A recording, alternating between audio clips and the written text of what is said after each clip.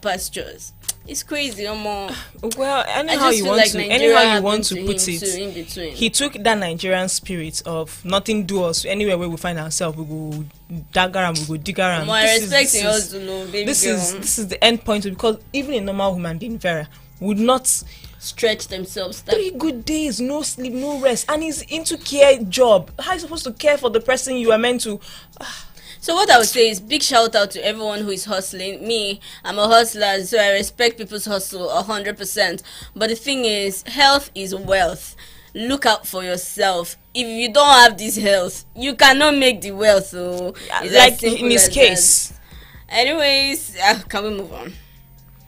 It's a very sad one. So I want to move on. Okay, you take the next story. Yes, Terry. This is NURTW President Musiliu Akinsanya, popularly known as MC Oluomo. He says, I didn't go to school, but the knowledge and understanding I have in my head exceed those with university degrees. The transport union leader made the statement while reflecting his rise from a bus conductor to one of Nigeria's most influential union figures. He credited hard work, discipline, and real-life experience for his success, while also revealing that despite missing out on formal education himself, he ensured all his children went to school and excelled professionally. I'm sure going to take 3 comments on Instagram. This is Dr. Farouk on Instagram, and he says, the knowledge you have is about how to make more money in your pocket, sir. Nothing more and nothing less. Let's not go into that topic at all. Do you know how many exams we have written in our life? See, make we no talk. Then this person skills 2TR says, yes, of course, the knowledge and understanding of criminality. Now, wow. Then Up TVNG says, Azal now, Azal. So, I said it earlier, and I would reiterate that I don't know MC Oluomo so well. I was not in Lagos all my life. I didn't grow up here. But coming to Lagos, I realized that name is one name that people fear. They tremble when they hear that name. People are so scared of MC Oluomo, and it got me thinking when I saw this story. What's up? What are people really scared of? You know, I really can't tell. And once you just mention that name, you just be like, say, you don't scatter everywhere, make everybody run, or make them go hide, or you know. I mean, but one thing I take away is that, you know, the fact that he's not educated, he did not instill illiteracy in his children. He even said that, he went as far as saying that his kids are now doctors, lawyers, engineers, you know. So even in his state, he does not believe that education is a scam. How much more people who are educated like Jim Ike coming out to say that, you know, education is a scam? First of all, MC Oluomo sending his children to school. But then the PowerPoint is they're not in Nigeria, America. That's the thing. That's the thing we are saying. And again, you look at the trajectory of his rise to success, being the president of the association now. He said he started at age of 13 as a bus conductor and all of that. My dear, we know how, if you are from certain backgrounds in Nigeria, life is already leading you 0 to 100. Let's just be honest. And then he now climbed. And I'm saying me in particular, I would love to know the trajectory, how he did it, the steps, the sacrifices, who he had to meet. Because obviously he didn't go to school. He doesn't have any certificate. He didn't see the school, 4 walls of a school to say, okay, this is my certificate. I applied it here and there and there. So we want to know that street knowledge that he used to get to the point where he becomes a president. And that begs the question. So you mean that if I did not go to school now, I can be holding such a prestigious... You wish. My sister, make it make sense, because some people are ruling us with forged certificate. Some people, we don't, in their own certificate is nothing to write home about. You're seeing parallel failure on it. But who are we going to hold? And this is someone that did not even go to school at all, but yeah, he's a president. And and Ijoma, let me even just add that he said that he was 13 when he started making money. And not just the fact that he was 13, he would go watch Indian movies in the cinemas and then take some money home for his mom. When I saw that part of his story, I sympathized with him. I felt like, oh wow, I now have a glimpse into his background, la la la. But then the fact that, a lot of people don't find it funny that people who went to school in Nigeria, graduates, PhD holders, they are there without work, jobless, thinking of how to sell agbado.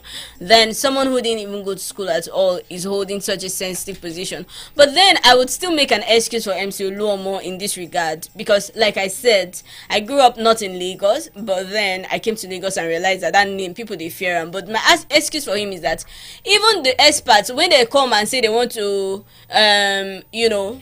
handle this position now as the transport union leader or president, right? It needs experience, and this man he started when he was 13, because even Google Map go carry you lost for Nigeria. There is no urban planning. You go to a place, as in it's supposed to be the road, but person don't build house for there. So you begin to ask yourself, there's supposed to be a road here.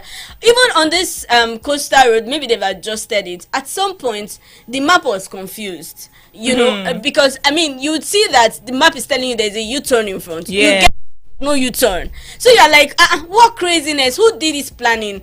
Who did this urban planning, for crying out loud? So at this point, now person will get the experience. So I understand him when he speaks from the angle of experience we can get, and so are you trying to say, Vera, that all of us now don't need to go to school, just have experience? I can never this job like this, enter school, get experience. I can never celebrate illiteracy, God forbid, but I understand what it means to have formal and informal knowledge. He didn't have the formal one. So he has informal knowledge. So that's enough to become a president of an association. I'm not saying that's enough. I'm saying that people will put on there safe. Now them is supposed to fight first. And this man, I would say to everyone, don't disregard the experience he has gathered over the years of a system that does not work. I'm just looking at the good part, because I don't know why people will say that he has led all the Agberos. People will say that okay, he has a lawyer as a child, he has a doctor as a child, has an engineer as a child, yet he's raising Agberos, yet he's the one because that why did he bother sending his own children to school if he made it from scratch to the top? He should have carried all of them and entered the road now. But he knows the importance of education. See why I compared him to Jim Ike earlier. Jim Ike came out to say that education is scam. Meanwhile, this man is coming out to tell you that he's like MC Oluomo now. He validates his claim. But the MC Oluomo now does not want his own generation to be like that. He has sent his children to school. So you can see that this is somebody that understands the power of formal education. So it is not MC Oluomo I will blame. It is not the people who are our leaders that sit in political positions without certificate that I will blame.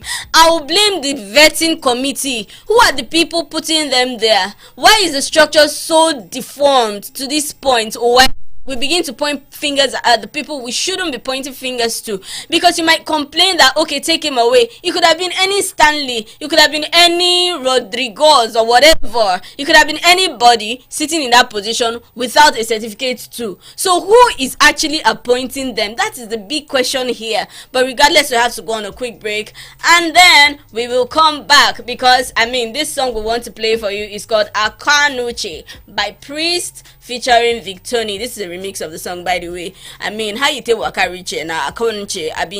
Na Grace, school we go to Nosha. Across Lagos, Port Harcourt, Benin, Abuja, and every heartbeat in between. One rhythm, one sound, one family.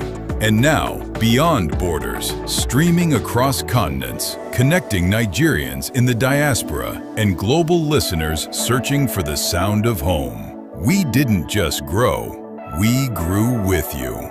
Through weddings and wins, through heartbreaks and hustle, through late nights, early mornings, and everything in between. Because it was never just radio. It's lifestyle, it's culture, it's connection. More music, less noise, more feeling, more life. This isn't just a station. This is your rhythm. Rhythm FM, growing with you everywhere.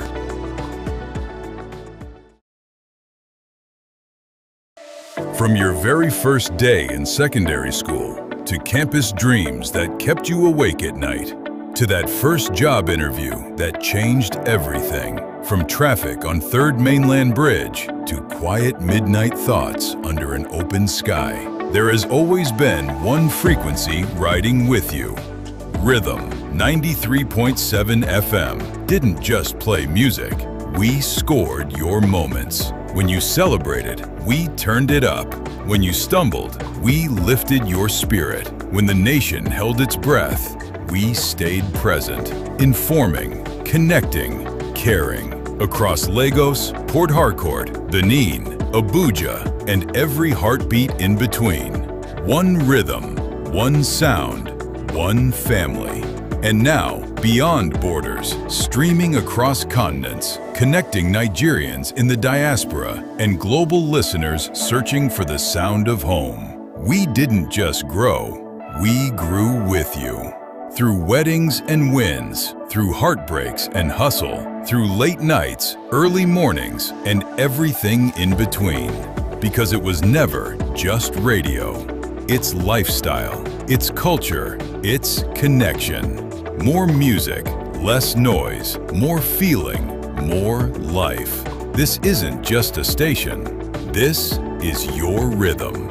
Rhythm FM, growing with you everywhere. From your very first day in secondary school, to campus dreams that kept you awake at night, to that first job interview that changed everything. From traffic on 3rd Mainland Bridge to quiet midnight thoughts under an open sky. Welcome back. This is the Radio 93.7 FM. If you're just joining us, I can't say you've not missed. You have missed a lot because this is practically social media on your radio. We talk about everything trending on social media. And before we went on a break, oh my God, we're talking about MC Oluomo saying that he didn't go to school, but, the knowledge he has, is probably better than a lot of university degree holders. But aside that, he also said that he's been able to send his own kids to school, and not just any school. Most of them are not even in Nigeria, they're in America, and a lot of people are now very upset. So many people feel like, Oga, why are you even saying this? You should not even be holding the position you're holding in the first place, because people with degrees should hold it, right? And then there's the argument as well that he's been in this game since he was 13 years old, so why not? He has the experience to hold the office that he's holding. So regardless, we want to know what you're thinking. If you can hear me right now, I want you to go on What's Hot on Instagram, send me a DM, let me know what your stance is on MC Oluomo's comment about not holding a university degree but being better than people who holds a university degree. We have to move on to the next story, but remember, this show is called What's Hot. My name is Vera Chuku. I'm still in the studio with my baby girl. Yes. So the next story is going to shock you, and shock you. This story is about Benin residents being spotted having a fun fair on a newly constructed flyover in Edo State. Now, we had this conversation earlier in the morning. Tisha didn't even want to have it because, the comments were going crazy. Are they village people? Have they not seen a flyover in their life? This 7, what are you up to? Kiniko.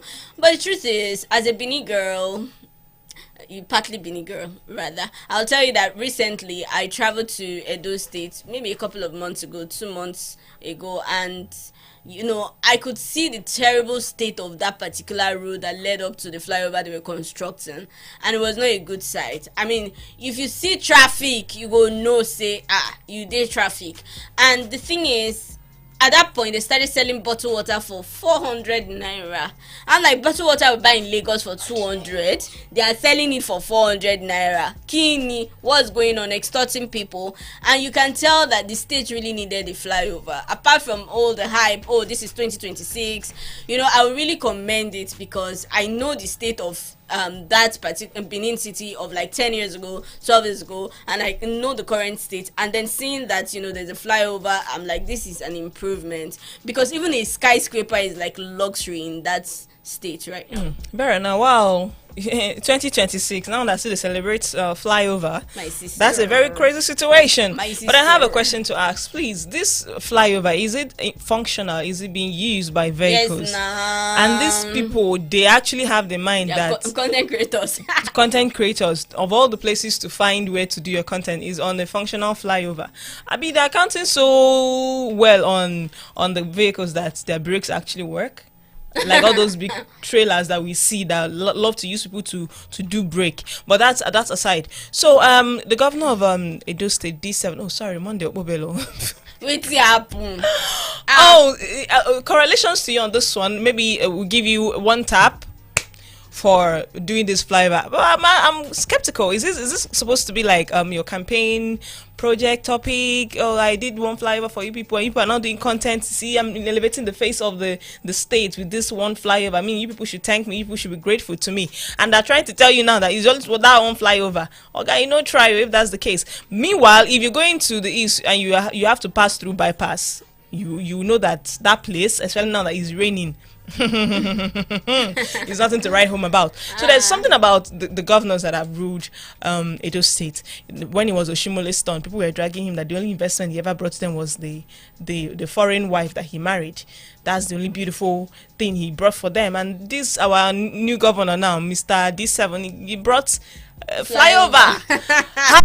See the una dey far go. Ijoma wait till happen.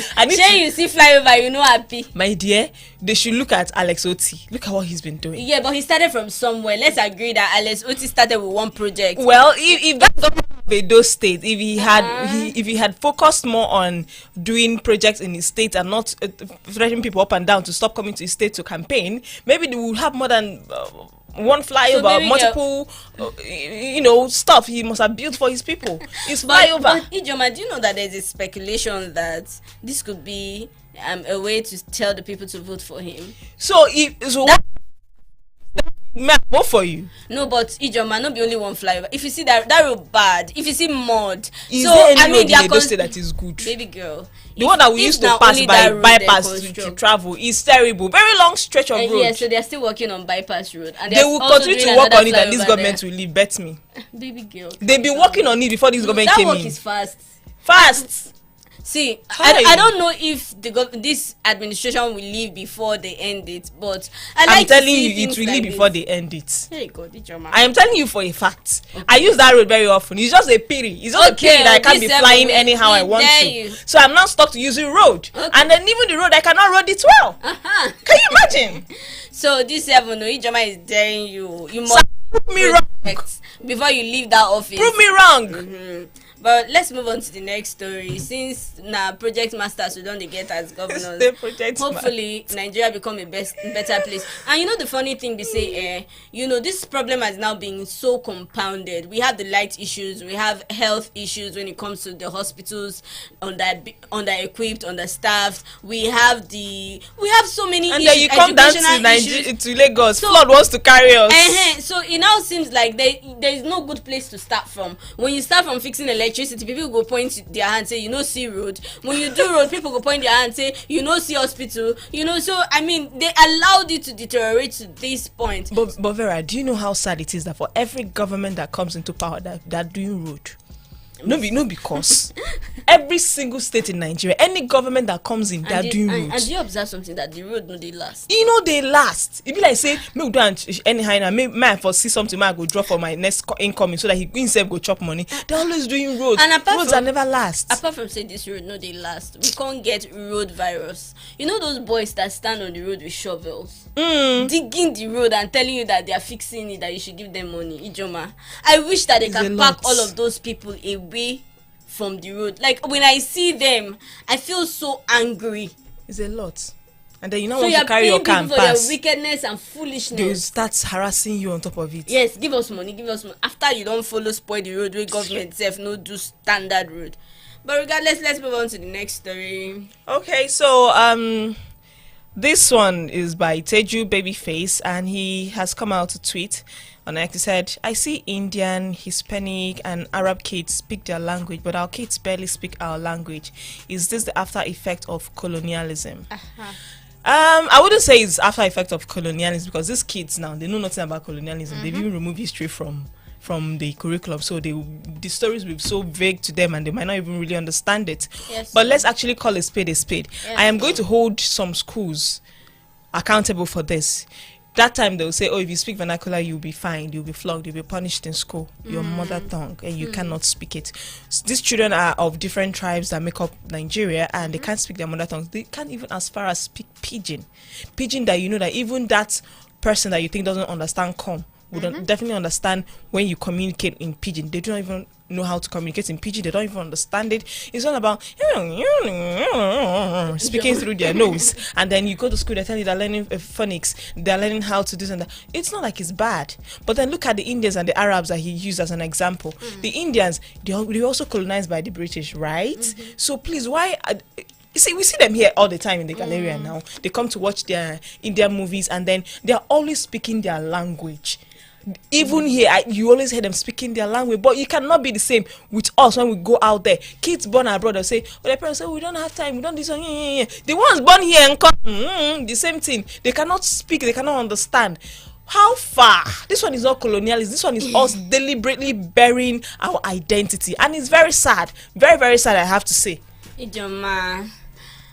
Where do I start from? So if I was not a victim of this circumstance, I probably would be saying, oh, it's very wrong, can you come? But then I'm a complete victim of not being able to speak any of my languages. That's sad. You know, not like I cannot hear come and go, but that's not good enough.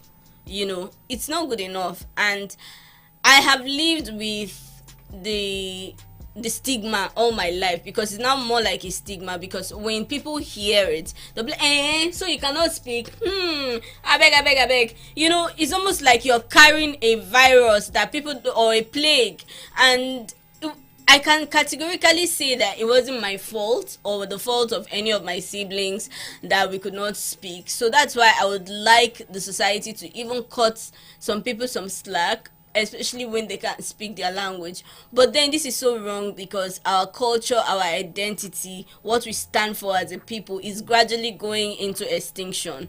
Now, my parents never spoke language to me, in as much as even my dad, may his soul rest in peace, could speak my mom's language very well. First of all, it was ethnicity Kini that it started from. You know, they were from different part of Nigeria, and then obviously my dad could speak mom's language because he grew up there. But the big but was they never spoke to us, and the kind of school we went to, my dad worked his ass out just so that we could go to good schools, and we never got to speak languages in school. And the only language I was even allowed to speak in school was French. Come on, imagine that. Oh my god, it was like that, and that was even in primary school. Afterwards, nothing else.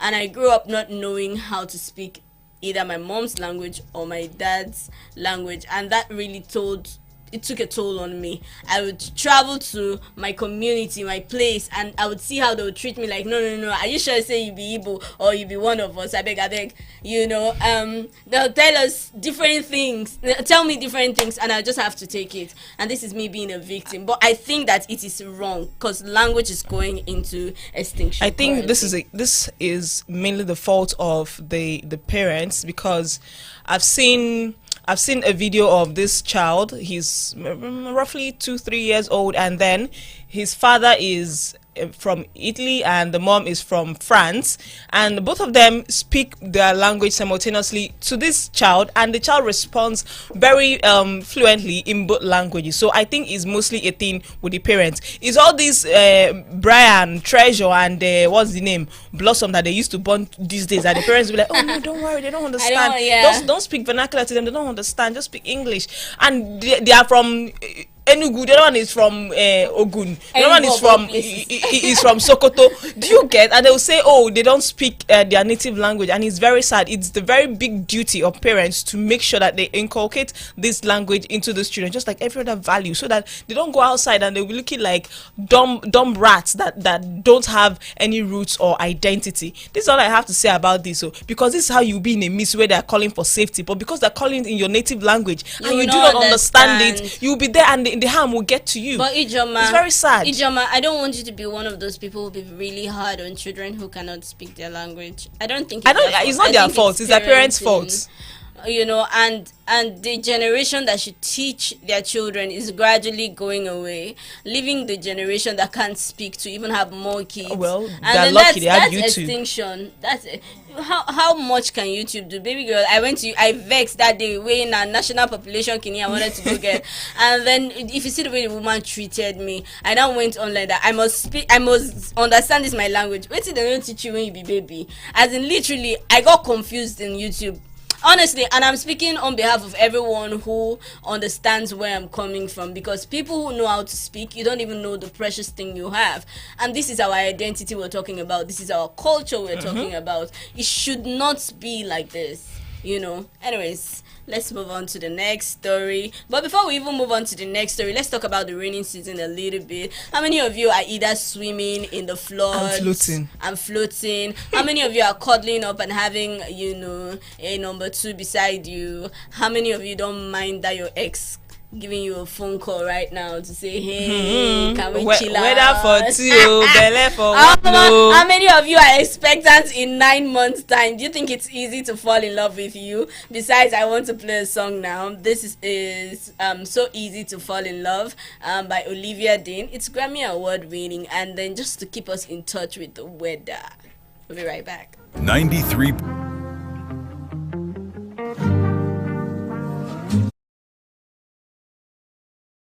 Turned it up. When you stumbled, we lifted your spirit. When the nation held its breath, we stayed present. Informing, connecting, caring. Across Lagos, Port Harcourt, Benin, Abuja, and every heartbeat in between. One rhythm, one sound, one family. And now, beyond borders, streaming across continents, connecting Nigerians in the diaspora and global listeners searching for the sound of home. We didn't just grow, we grew with you. Through weddings and wins, through heartbreaks and hustle, through late nights, early mornings, and everything in between. Because it was never just radio. It's lifestyle, it's culture, it's connection. More music, less noise, more feeling, more life. This isn't just a station. This is your rhythm. Rhythm FM, growing with you everywhere. From your very first day in secondary school, to campus dreams that kept you awake at night, to that first job interview that changed everything. From traffic on 3rd Mainland Bridge to quiet midnight thoughts under an open sky, there has always been one frequency riding with you. Rhythm 93.7 FM didn't just play music, we scored your moments. When you celebrated, we turned it up. When you stumbled, we lifted your spirit. When the nation held its breath, we stayed present, informing, connecting, caring. Across Lagos, Port Harcourt, Benin, Abuja, and every heartbeat in between. One rhythm, one sound, one family. And now, beyond borders, streaming across continents, connecting Nigerians in the diaspora and global listeners searching for the sound of home. We didn't just grow, we grew with you. Through weddings and wins, through heartbreaks and hustle, through late nights, early mornings, and everything in between. Because it was never just radio. It's lifestyle, it's culture, it's connection. More music, less noise, more feeling, more life. This isn't just a station. This is your rhythm. Rhythm FM. Really, is it so easy to fall in love with you though? Welcome back. This is still Rhythm 93.7 FM. My name is Vera Chuku. I'm in the studio with Ijoma Charles. And this show is called What's Hot, where we talk about everything trending on social media. Of course, we also stream live now on YouTube. So you can just type Rhythm 93.7 FM on YouTube and you'll be able to join us live and see all the beautiful faces here in the studio. Join in the groove regardless. So yes, I play that song. It's so easy. But before we went on that short break to listen to that beautiful song by Olivia Dean, who, by the way, is a Grammy award-winning artist. I love her, right? But the thing is it really easy to fall in love with you, though? We were talking about the whole idea of seeing Indian, Hispanic, and Arab kids speaking their language. Yet we come back home and we're seeing a gradual extinction of our traditional languages. So if you travel to your village now and you see one hot babe like this girl is set fine, and you think that, oh wow, it's someone you can wife, and then you realize that you're saying hello and this person is saying Cody, and then you're like, oh wow, so how is it now easy to fall in love? So you see language barriers, the fact that with you language has gone into extinction, and then with this other person she's still very much in touch with roots and then does not even understand English, as I mean, it's not really easy to fall in love with people that maybe it's love at first sight and you want to have a conversation. Ijama, what do you think? Love at first sight in this part of the world? Nah, there's no love at first sight anymore. Is there? I don't want to say what's on my mind. What's in on your mind? You go scatter the show. I don't know what's on my mind. God. Okay, so let's move on to the next story. The next story is quite interesting. Yeah. So this is, don't underestimate Akara business. NYSC DG tells core members to build multiple stream of incomes instead of depending on their monthly allowance. Now, wow. So his name is Brigadier General Olakunle Nafiu, and he's encouraging every core member to look beyond their monthly allowance and build multiple streams of income using the Akara, business as a typical example that young Nigerians should not underestimate small businesses like Akara business, stressing that legitimate ventures has potential to transform lives, and he's saying that his message is simple, that people should no longer wait for their monthly allowance to secure their financial future. So somebody said Olodo uprising. Another person says on Instagram, I am Pepi, says everybody I go they red because of smoke. Dumpy official 04 says even Akara no believe saying go trend like this. All this one wey una dey do make I know yes say bag of beans don't increase to 500k. Then the last comment I'm going to take is from Mr. Kasokasa, and he says, let the business start from your Oniranu Agbaya. I don't know what Oniranu means. That's an insult, actually. It's an insult. Oh my gosh. Anyway, so I don't know how it feels for a parent who has sent their children to probably study aeronautic engineering or study medicine or law, to go on the news and see that the DG is encouraging their children, whom they have spent so much money on over the years, to become better in their life, to take Akara business seriously. Like, Ijoma. Yes, now. Like, let's leave. Once we are done here now, we don't even need to finish here. We just go and secure one spot in front of us so that we'll start frying Akara now. What do you mean? Be like this Akara day. But there's an argument. I gave the argument in the morning, right, where I say that I know someone who fries Akara.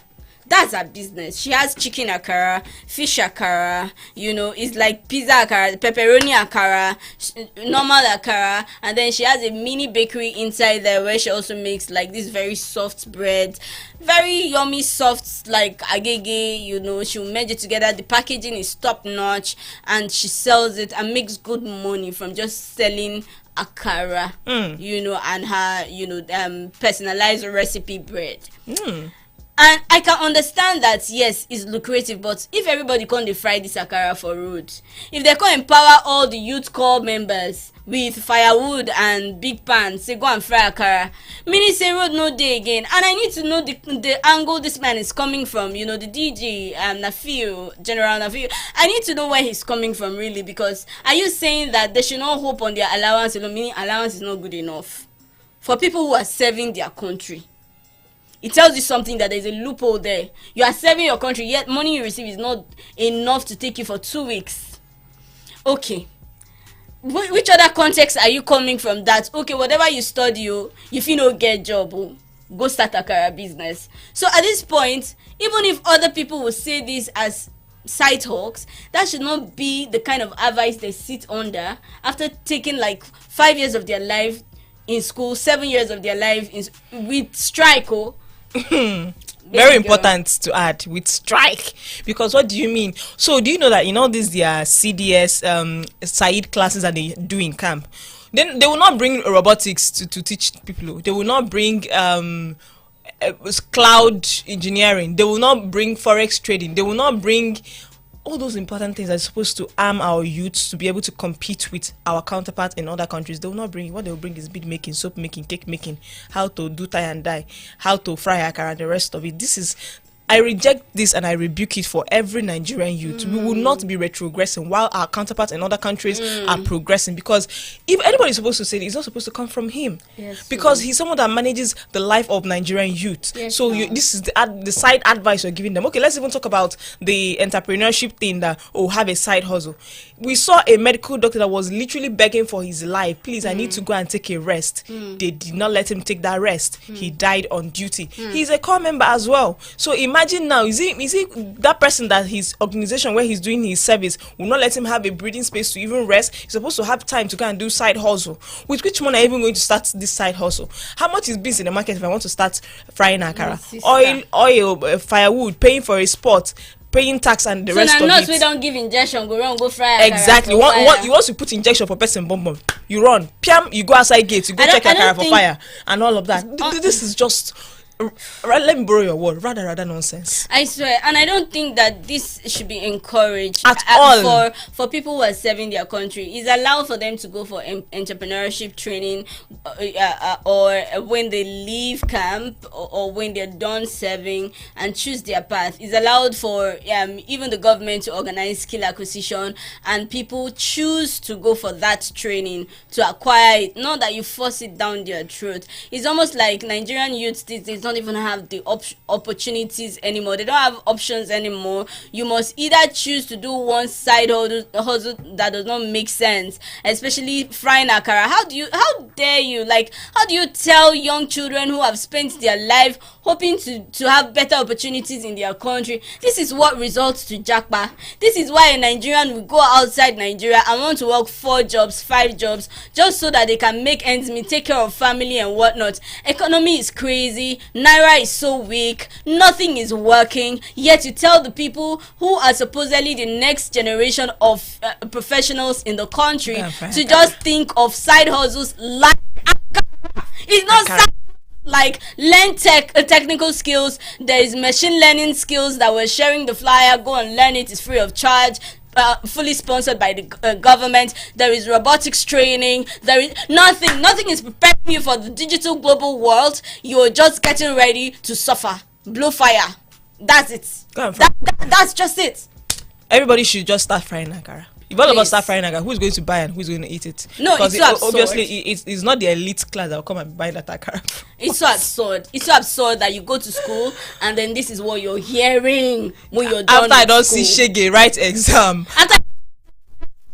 You told us, okay, sit down on one side first, and you now come and tell me, oh, that is certificate. Be like say, hold water, or be like say, go still do one corner stuff. No, but you think that fair. If Nigerians begin to react to this comment, if young talented Nigerians react to this, do you think that they are going extra? Do you think it's unnecessary? Because I mean, we cannot be the only one. We're not stupid people, right? So let us know also in our social media handle. Just send a DM to us on What's Hot on Instagram and let's know that you're venting too. It touch everybody, especially when you're young and talented and creative. You know what Nigeria. You're capable of, but you can't because first of all, you're not even paid what is due you.